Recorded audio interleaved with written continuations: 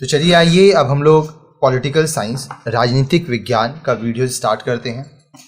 इसमें बहुत सारे चैप्टर्स होंगे, बहुत सारे टॉपिक्स होंगे जो हम लोग लाइन से पढ़ेंगे। सबसे पहला जो चैप्टर है, जो टॉपिक है, वो है meaning and scope of political science. अब देखिए पॉलिटिकल साइंस, इसका मतलब क्या होता है, अर्थ क्या होता है और इसका स्कोप क्या है, वो हम लोग पढ़ेंगे। Your course in political science begins with this lesson. Political science का जो आपका कोर्स है वो इस चैप्टर से, इस पार्ट से आरंभ होता है। This lesson tries to explore the meaning of political science. इस चैप्टर में आप क्या पढ़ेंगे? इस चैप्टर में आप पॉलिटिकल साइंस, राजनीतिक विज्ञान का अर्थ क्या है, मीनिंग क्या है, ये आप समझने की कोशिश करेंगे। Political science traditionally begins and ends with the state. अब देखिए पॉलिटिकल साइंस, राजनीतिक विज्ञान किस चीज से आरंभ होता है और खत्म होता है? राज्य से, स्टेट से। So consider it is the study of the state and government. तो आप क्या मानेंगे? आप ये मानेंगे कि पॉलिटिकल साइंस, राजनीतिक विज्ञान में आप एक राज्य के बारे में और उसके सरकार के बारे में पढ़ रहे हैं। The modern view of political science lays emphasis on its being the study of power and authority. अब जो मॉडर्न व्यू है पॉलिटिकल साइंस, राजनीतिक विज्ञान पढ़ने का, वो इस बात पे जोर देता है कि शक्ति और किसका क्या अथॉरिटी है, पावर एंड अथॉरिटी, इसके बारे में हम लोग पढ़ेंगे। Political science also explain it's ever widening scope. Political science हमें ये भी समझाती है कि इसका कितना फैला हुआ, कितने बड़े क्षेत्र में ये है। अगर आप ध्यान से देखेंगे तो आपके चारों तरफ कहीं ना कहीं, किसी न किसी प्रकार से राजनीति जरूर होगी। इसलिए आपको राजनीतिक विज्ञान पढ़ने की बहुत आवश्यकता है।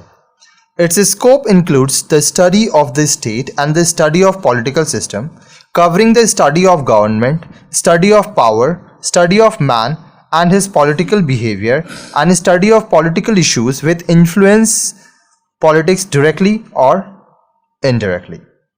अब इसका जो स्कोप है पॉलिटिकल साइंस का, इसमें आप आरंभ करेंगे स्टेट का, राज्य के बारे में पढ़ेंगे।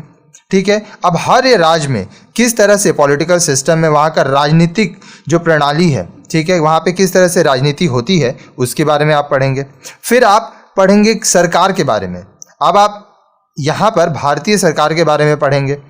पावर, अब देखिए सरकार के पास कुछ कुछ पावर होता है, तो किस सरकार के पास क्या पावर है, किस व्यक्ति के पास क्या पावर्स है, वो सब आप पढ़ेंगे।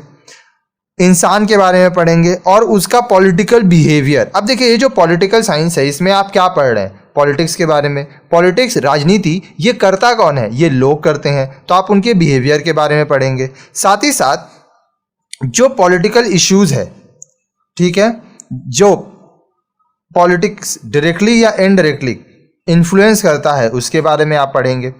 In this lesson you will study some of the core concepts like justice and its relevance to citizens. अब ये जो चैप्टर है, इसमें छोटा छोटा आपको लाइन से वीडियोस मिलेगा, ठीक है, उसमें आप पढ़ेंगे कि जस्टिस, न्याय, इसका कॉन्सेप्ट क्या होता है, और जो सिटीजन्स है, जैसे आप भारत में रह रहे हैं तो आप इंडियन सिटीजन्स हैं, इनका क्या रोल है, ठीक है, इनको किस तरह से न्याय मिलेगा, किस व्यक्ति के पास क्या अधिकार है, ये सारी चीज़ों के बारे में आप पॉलिटिकल साइंस में, राजनीतिक विज्ञान में पढ़ेंगे।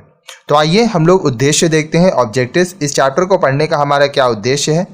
After studying this lesson you will be able to, इस पार्ट को पढ़ने के बाद आप क्या कर पाएंगे? Explain the meaning of political science in the light of some standard definitions. अब देखिए कुछ स्टैंडर्ड डेफिनेशंस, परिभाषाओं को ध्यान में रखते हुए आप राजनीतिक विज्ञान, पॉलिटिकल साइंस का अर्थ, मीनिंग समझ पाएंगे, समझा पाएंगे।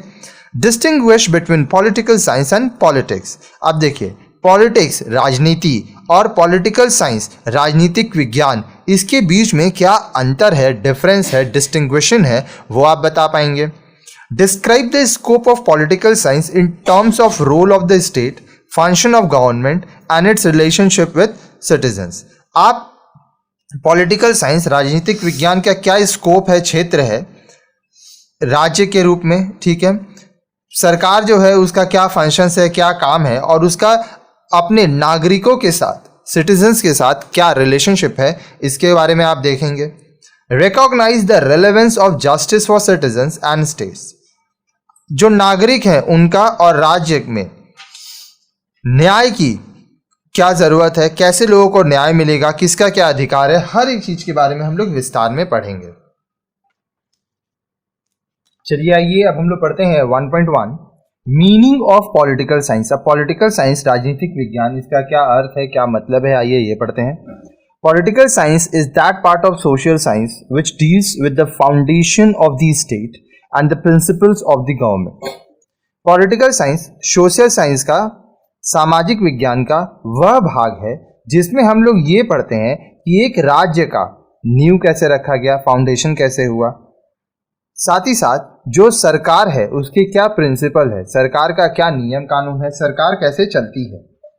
According to J.W. Gardner, politics begins and ends with the state. J.W. Gardner के अनुसार राजनीति जो है वह एक राज्य से चालू होती है और एक राज्य के साथ ही खत्म हो जाती है। Similarly R.G. गेटल wrote that politics is the study of the state in the past, present and future। उसी तरह R.G. गेटल ने लिखा था कि राजनीति जो है उसमें हम लोग क्या करते हैं, एक राज्य के भूतकाल, वर्तमान काल और भविष्य के बारे में पढ़ते हैं। Harold J. Lasky stated in the same vein that the study of politics concerns itself with the life of men and women in relation to organized state।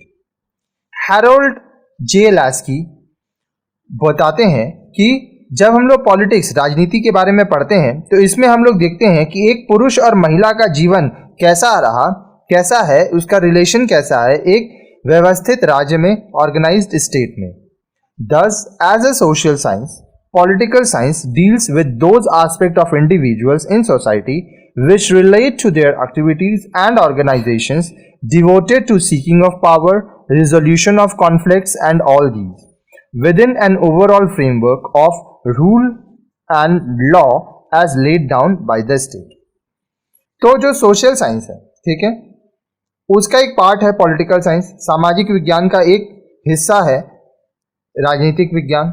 इसमें हम लोग समाज के बारे में पढ़ते हैं, ठीक है, जिसमें समाज में कैसे काम होता है, ठीक है, उसका ऑर्गेनाइजेशंस क्या क्या है, किसके पास क्या पावर्स है, शक्तियां क्या है, क्या क्या कॉन्फ्लिक्ट्स आता है, प्रॉब्लम आता है, उस समस्याओं को कैसे ठीक किया जाता है। साथ ही साथ जो राज्य है उसके दिए हुए क्या क्या नियम है, क्या क्या कानून है, हम लोग सब चीज के बारे में पढ़ेंगे पॉलिटिकल साइंस में। 1.1.1 changing meaning of political science. अब देखिए राजनीतिक विज्ञान का बदलता हुआ क्या अर्थ है। The term politics is derived from the Greek word polis which means city state. अब यह जो टर्म है पॉलिटिक्स, राजनीति, ये कहां से लिया गया है? ग्रीक का एक शब्द है पॉलिस जिसका मतलब है सिटी स्टेट, शहर, राज्य। That is why many commentators as you saw rightly define politics in terms of the state or government। इसी कारणवश जो कमेंटर्स हैं, जो लेखक हैं, जैसे कि आप यहाँ पे देखे पढ़े, वो कहते हैं कि जो राजनीति है उसमें हम लोग राज्य के बारे में और सरकार के बारे में पढ़ते हैं। However, this definition does not exhaust the meaning of politics। लेकिन ये जो परिभाषा है ये हमें राजनीति के बारे में, उसका पूरा जो मतलब है उसके बारे में नहीं बताती है। Politics also deals with power. Politics, राजनीति में हम लोग शक्तियों के बारे में भी पढ़ते हैं। Harold D Lasswell and Abraham Kaplan defined political science as the study of shaping and sharing of power.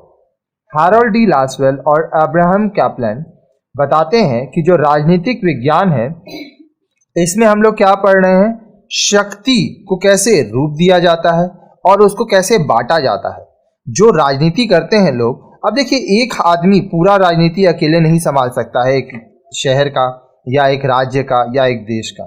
उसके पास काफ़ी शक्तियां होती हैं और वो शक्तियों को काफ़ी लोगों में बांटा जाता है जिससे पूरा राज्य, शहर चलता है। In a word, politics deals with both state and power. अब देखिए एक शब्द में अगर मैं कहूँ तो जो राजनीति है वह दोनों के साथ इसका काम होता है, राज्य के साथ भी और शक्तियों के साथ भी। However, the power that political science deals with is more often than not the legitimate power. लेकिन राजनीतिक विज्ञान के पास जो शक्ति है वो legitimate power कहलाती है. Since science is the systematic study of any phenomenon through observation and experiment, it follows that political science studies the state and power in all their aspect. अब देखिए साइंस क्या है. विज्ञान में हम लोग किसी भी चीज को जिसके बारे में हम लोग पढ़ते हैं उसको सिस्टमेटिकली पढ़ते हैं, उसके बारे में सारी जानकारी रखते हैं, उसको ऑब्जर्व करते हैं, उसके ऊपर एक्सपेरिमेंट करते हैं. उसी तरह से जो पॉलिटिकल साइंस है उसमें हम लोग राज्य के बारे में, शक्तियों के बारे में, उसका हर एक पहलू के बारे में पढ़ते हैं. You will learn more about this state and power later in this lesson. अब जो चैप्टर हम लोग पढ़ रहे हैं, जो टॉपिक पढ़ रहे हैं, उसमें आगे हम लोग स्टेट के बारे में, पावर के बारे में, राज्य के बारे में, शक्तियों के बारे में विस्तार से पढ़ेंगे. Political science deals with both empirical facts and normative issues. Political science में हम लोग दोनों चीज पढ़ते हैं, तथ्यों के बारे में, फिर क्या क्या समस्याएं हैं उन सब के बारे में.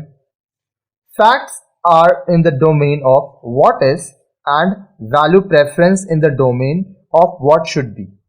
अब देखिए फैक्ट्स तथ्य में क्या है कि क्या है, क्या चल रहा है और क्या होना चाहिए, ठीक है, उसके बारे में है. For example, if somebody says India is a parliamentary democracy, he or she is making a statement of empirical fact. उदाहरण के रूप में मान लीजिए कोई कहता है कि जो भारत है वो एक पार्लियामेंट्री डेमोक्रेसी है, तो वह एक स्टेटमेंट दे रहा है कि ये एक एम्पिरिकल फैक्ट है, तथ्य है. That is what India today actually is. और भारत आज वही है. बट इफ शी और ही were to make a statement like the one that India should switch over to presidential form of democracy, the statement would be a normative one.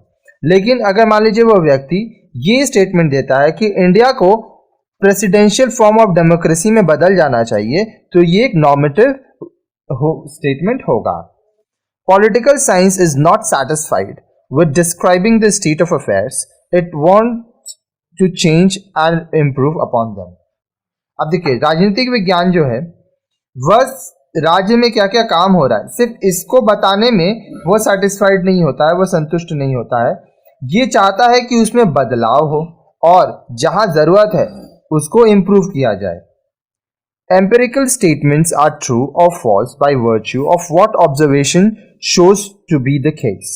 अब देखिए जो empirical statement है मतलब जो तथ्य है वो चाहे सही हो चाहे गलत हो, वो ऑब्जर्वेशन से हम लोग को पता चलता है कि वो क्या है. Evaluative statements are ethical or moral imperatives which are often said not to be true or false in any sense at all. अब देखिए जो भी तथ्य होते हैं, ठीक है, चाहे वो एथिकल हो या मॉरल इम्पेरेटिव्स हो, हम लोग उसको इवैल्यूएट करते हैं, उसको देखते हैं, समझते हैं. जो बार बार लोग कहते हैं, ठीक है, चाहे वो सही हो चाहे गलत हो, हम लोग को वो देखना पड़ता है. Formal statements such as the proposition of mathematics are true or false by virtue of the meaning of their constituents terms alone. अब देखिए कुछ फॉर्मल स्टेटमेंट्स होता है, ठीक है, चाहे वो सही हो चाहे गलत हो, ठीक है, उनके मीनिंग को हम लोग को समझना होगा कॉन्स्टिट्यूएंट को देख के.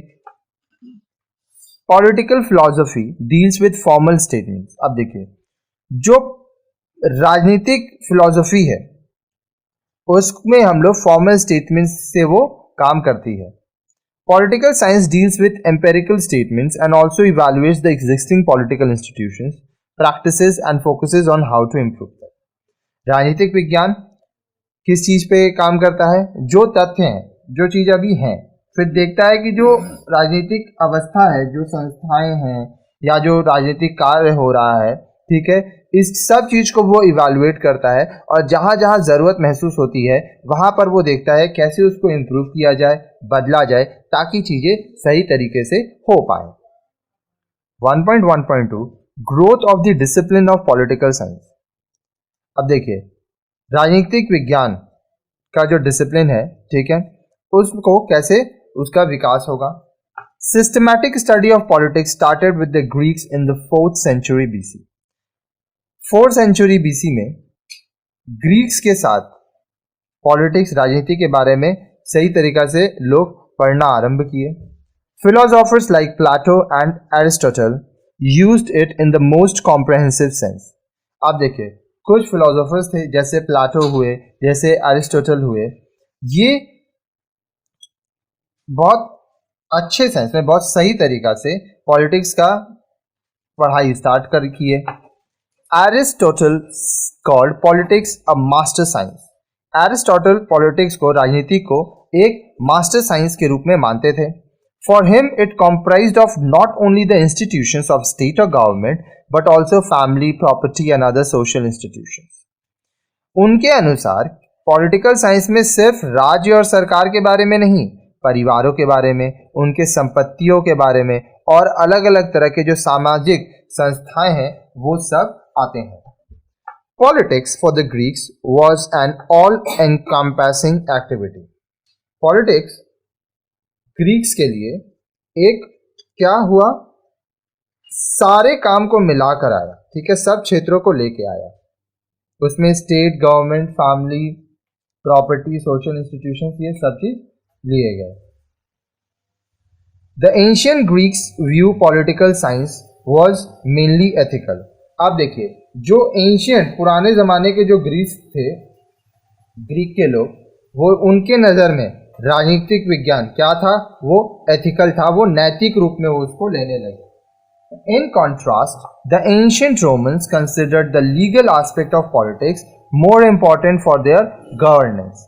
अब देखिए इसके विपरीत कॉन्ट्रास्ट में जो एंशियंट रोमन्स थे वो क्या करने लगे, वो राजनीति को एक लीगल एस्पेक्ट दिए, ठीक है, अपने सरकार को चलाने के लिए।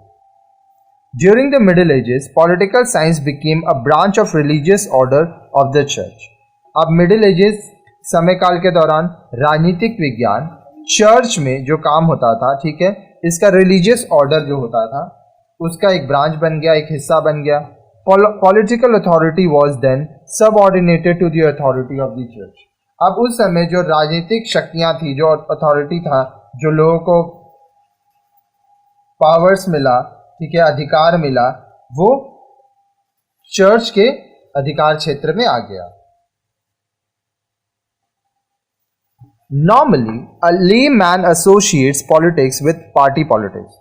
अब देखिए आमतौर पर एक जो आदमी है, आम आदमी, वो राजनीति को पार्टी पॉलिटिक्स के रूप में ले लेता है। But as a student of political science we know that politics is much larger than that. It is a systematic study of state and power.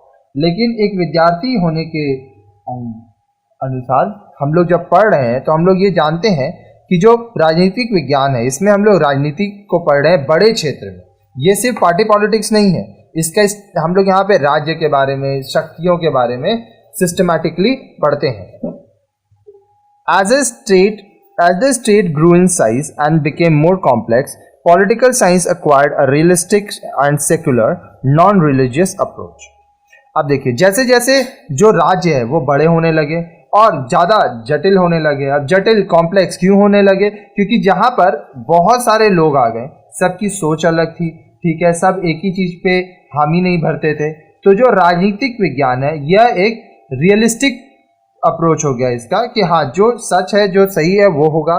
साथ ही साथ सेक्युलर अप्रोच। अब देखिए सेक्युलरिज्म, इसका मतलब क्या हुआ, ये नॉन रिलीजियस, जो भी राजनीति होता है वह किसी जाति धर्म को देख के नहीं होता है।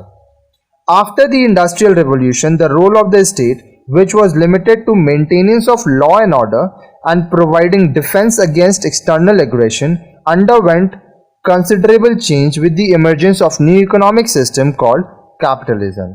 अब जब औद्योगिक क्रांति हुई, इंडस्ट्रियल रिवॉल्यूशन, उसके बाद जो राज्य का काम था, जो कि सिर्फ ये था कि लॉ एंड ऑर्डर मेंटेन करना और जो डिफेंस है, एक्सटर्नल एग्रेशन, जो बाहर से लोगों का आता था जो युद्ध, उसको डिफेंस करना, इसमें काफ़ी चीज़ें आने लगी और एक नया आर्थिक प्रणाली बना, न्यू इकोनॉमिक सिस्टम, जिसको कैपिटलिज्म कहा जाता है। In the 20th century, after the Second World War, the behavioral approach offered a new dimension of political science. अब 20वीं सदी में, दूसरे विश्व युद्ध के बाद, व्यवहारिक आया नजरिया, व्यवहारिक नजरिया। तो इसमें क्या हुआ, एक नया तरीका मिला, डायमेंशन मिला राजनीतिक विज्ञान को। The behavioural movement in American political science in the 1950s and in the 1960s placed a lot of emphasis on the science part of politics। अब ये जो behavioral movement आया, ठीक है, ये जो व्यवहारिक क्रांति आई अमेरिकन पॉलिटिकल साइंस में 1950 के दशक में और 1960 के दशक में, इसमें विज्ञान के जो हिस्सा है राजनीति का, इस पे बहुत ज़्यादा जोर दिया गया। It wanted to model politics after the methods followed by natural science like physics, botany etcetera. अब यह चाहता था कि यह राजनीति को भी वह रूप दे जो ऐसे कि नेचुरल साइंस जैसे फिजिक्स, बोटानी, ये सब में एक नियम होता है, उस तरह से राजनीति का भी कुछ बने। The behaviouralist built theory inductively from empirical propositions. अब देखिए, जो लोग व्यवहार को देखते थे, ठीक है, जो थ्योरी कर रहे थे, राजनीति के ऊपर ऑब्जर्वेशन कर रहे थे, वो सब क्या किए, थ्योरीज बनाए। किसके ऊपर बेस करके, एम्पिरिकल प्रोपोजिशंस के ऊपर। Those who follow inductive method who came to the conclusion after study, observation and experiment. अब देखिए, कुछ थे जो इंडक्टिव मेथड इस्तेमाल करते थे, जो कि कहाँ से आया, चीज़ों को पढ़ के, ऑब्जर्व करके, एक्सपेरिमेंट करके। क्योंकि जब आप पॉलिटिक्स में क्या कर रहे हैं, राज्य के बारे में पढ़ रहे हैं, पावर्स के बारे में पढ़ रहे हैं, लोगों के बारे में पढ़ रहे हैं, तो आपको उसको पढ़ना होगा, ऑब्जर्व करना होगा, उसके ऊपर एक्सपेरिमेंट करना होगा। For example, when some behaviouralist saw African Americans, blacks of the southern United States of America, USA, voted for the Democratic Party of the United States, they came to the conclusion that African Americans do vote for the Democrats। अब उदाहरण के रूप में, जब वो लोग जो कि व्यवहार देख रहे थे पॉलिटिक्स का, वो ये देखे कि जो ब्लैक्स थे, काले लोग थे, जो अफ्रीकन अमेरिकन थे, जो कि USA, United States of America के दक्षिणी भाग में रहते थे, southern United States of America, वो लोग भी वोट दिए डेमोक्रेटिक पार्टी को यूनाइटेड स्टेट्स का। तो वो लोग इस बात पे आए कि जो अफ्रीकन अमेरिकन के लोग हैं, वो भी डेमोक्रेट्स को वोट देते हैं, वो भी चाहते हैं कि जो डेमोक्रेट्स हैं, जो डेमोक्रेटिक पार्टी है, वो सत्ता में आए। This behavioural approach shifted the focus of study from the political institution and structures to their function. अब ये जो बिहेवियरल अप्रोच था, इससे क्या होगा, वो अपना जो फोकस है पढ़ाई का, पॉलिटिकल इंस्टीट्यूशन से वो आ गया उसके स्ट्रक्चर पे, उसके काम करने पे, तरीके पे। It placed stress on political activity and the behaviour of main and women who control these institution. अब ये किस तरह से राजनीति की जाने लगी, जो लोग, जो पुरुष, जो महिलाएं ये इंस्टीट्यूशंस को, राजनीतिक संस्थाओं को चलाती थी, उनका व्यवहार कैसा था, इन सब चीज़ों पे ऑब्जर्वेशन होने लगा, ध्यान दिया जाने लगा। It replace the study of ideas by the study of facts, evidence and behaviour. अब देखिए, पहले क्या था, आइडियाज था, सोच था, उसके बारे में लोग पढ़ते थे। अब इसको तथ्यों के हिसाब से, सबूतों के हिसाब से और लोगों के व्यवहार के हिस्से बदल दिया गया, और अब तथ्य, सबूत और व्यवहार, इसकी पढ़ाई होने लगी। It considered political activity manifested in behavior as the true subject of political science। अब जो राजनीतिक कार्य था, इसमें पॉलिटिकल साइंस में बिहेवियर को, व्यवहार को एक सच्चा विषय माना जाने लगा। A political activity may be in the form of an individual contesting an election। आप देखिए, जो राजनीतिक कार्य होता है, ये भी हो सकता है कि एक व्यक्ति जो कि इलेक्शन लड़ रहा हो। It may be the activity of a group seeking the adoption of a particular policy in its favours by the government. ये भी हो सकता है कि कुछ लोगों का समुदाय है, कोई ग्रुप है, जो कि किसी पॉलिसी को लाना चाहता है सरकार के मदद से। As different people pursue different interests, such activities tend to generate disagreement, competition and conflict। अब देखिए, अलग अलग लोगों को अलग अलग चीज़ों की रुचि होती है, तो इससे क्या होता है कि जो काम होता है उसमें डिसएग्रीमेंट है। अब हो सकता है मान लीजिए कोई नया कानून आने वाला है या कुछ लोग कोई चीज़ चाहते हैं, ज़रूरी नहीं है कि आप हर चीज़ से एग्री करें, ठीक है। कंपटीशन हो सकता है, लोगों में कॉन्फ्लिक्ट हो सकता है, झगड़े हो सकते हैं, लोग एक दूसरे से मतभेद रख सकते हैं। But the distinctive quality of politics is that it includes physical coercion और फोर्स बाय द गवर्नमेंट। लेकिन जो राजनीति है इसका एक गुण ये है कि इसमें सरकार का पार्ट होता है। It may and usually does involve the persuasive influence and effort of the government to resolve conflicts through its balanced policy decision। अब इसमें आम तौर पर यह देखा जाता है कि सरकार का क्या इन्फ्लुएंस है, सरकार क्या एफर्ट दे रहा है ताकि जो कॉन्फ्लिक्ट्स हैं, जो लोगों में मतभेद है, वो ठीक हो सके। सरकार के पॉलिसी से वो देखा जाता है। Politics is also viewed as a process whereby individuals, groups और communities seek to achieve their specific but conflicting goals। अब राजनीति इसको एक ऐसा तरीका भी माना जाता है जहाँ पे कुछ लोग या कोई समूह या कोई समुदाय के सदस्य अपना जो उनका लक्ष्य है, ठीक है, उसको पूरा करना चाहते हैं। अब देखिए ये कॉन्फ्लिक्टिंग गोल इसलिए क्योंकि एक समुदाय जो करना चाहता है दूसरे समुदाय को भी वो अच्छा ही लगे या वो उनका समर्थन करे, ये जरूरी नहीं है। Politics as the process seeks to allocate resources, Easton calls it values authoritatively. तो सरकार जो होती है, जो राजनीति करती है, वो एक तरीके पे देखा जाए तो जो रिसोर्सेज है, जो आपके पास संसाधन है, वो लोगों को आधिकारिक रूप में देते हैं। Politics as the study of structures, institution, processes and activities recognizes the possibility of the use of power। अब राजनीति में जब हम लोग स्ट्रक्चर्स के बारे में, संस्थाओं के बारे में, प्रोसेसेस, एक्टिविटीज, ये सब के बारे में बात करते हैं तो क्या होता है, इसमें हम लोग शक्तियों को किस तरह से इस्तेमाल करना है उसके बारे में भी बात करते हैं। The Marxist approach, which is derived from the writings of the 19th century German philosopher Karl Marx, views politics as a study of irreconcilable conflicts between the two classes, haves, those who have private property or simply the rich, and the have-nots, those who do not have any private property or simply the poor। In other words, the exploiters and the exploited।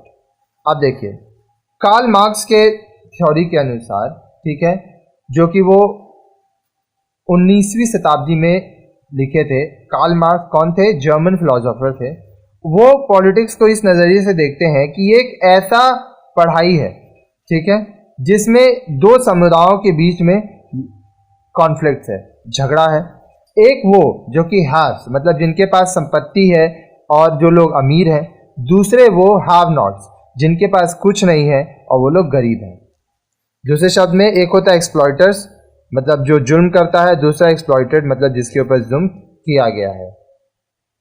The emancipation of the have nots will come only through a revolution which would put an end to the institution of private property, thus changing the class society of the classless society। आप देखिए यहाँ पे बोला जा रहा है, दो लोगों के बारे में हम लोग बात कर रहे हैं, ठीक है, एक वो जिनके पास पैसा है, ठीक है, और एक वो जिनके पास पैसा नहीं है, जो गरीब है। तो जो गरीब हैं उनको तभी मुक्ति मिलेगा जब कुछ ऐसा रिवॉल्यूशन पास हो जिससे जो लोगों के पास प्राइवेट प्रॉपर्टी है उस पर रोक लगाया जा सके, ठीक है, ताकि जो क्लास सोसाइटी है वो बदले और जो क्लासलेस सोसाइटी के लोग हैं सब एक साथ मिलकर रह सकें। But politics as against the Marxist view has another view also, the liberal view, according to which politics is considered as an effort for reconciliation and accommodation to bring about rule of order, justice। लेकिन Karl Marx के जो सोच है, जो theory है, उसके विपरीत राजनीति में एक सोच रखा जाता है जिसको लिबरल व्यू कहा जाता है, जिसके अनुसार जो न्याय है वो सर्वप्रथम है, ठीक है, रूल्स होता है, ऑर्डर होता है, न्याय होता है, ठीक है।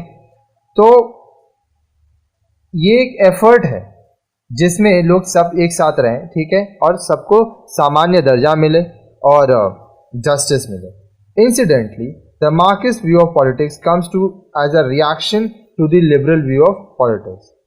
अब संयोग से इंसिडेंटली जो मार्क्सिस्ट व्यू है, कार्ल मार्क्स का जो व्यू है पॉलिटिक्स का, ये लिबरल व्यू ऑफ पॉलिटिक्स जो है उसमें इसको कुछ प्रतिक्रिया मिलती है।